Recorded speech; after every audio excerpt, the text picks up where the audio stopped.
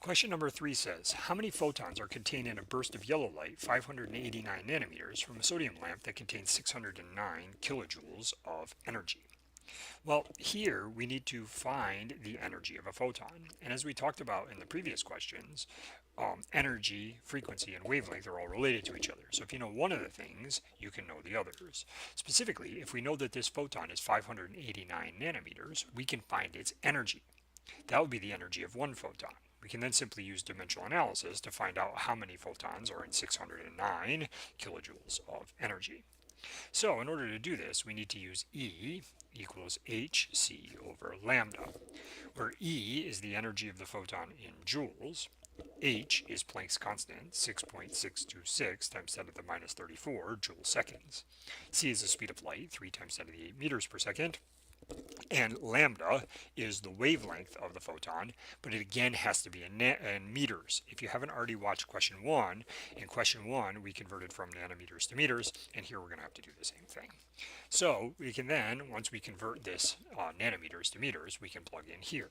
So again, Planck's constant is 6.626 times 10 to the minus 34 joule seconds times the speed of light, 3 times 10 to the 8th meters per second, divided by the wavelength in nanometers. So you need to divide this by 1,000,000 or divide it by 1 times 10 to the 9. That's the same thing. And what you end up with is 5.89 times 10 to the minus 7 meters. So don't plug it in nanometers, plug it in meters.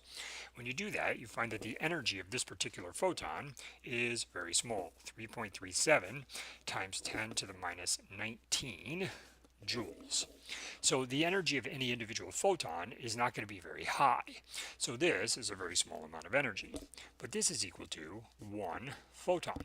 This is 1 photon of this wavelength has this energy. But what about the energy in 609 kilojoules? Well, what we have to notice is before we can use dimensional analysis, we need to realize that this is kilojoules and this is joules. Said another way, we're going to convert this to joules. So starting with 609,000 joules times. Now we have this equality that we can use in dimensional analysis. Well, we want joules to cancel out and we want to be left with photons. So we want to put our 3.37 times 10 to the minus 19 joules on the bottom and our 1 photon on the top. And when we do that math, we find that there are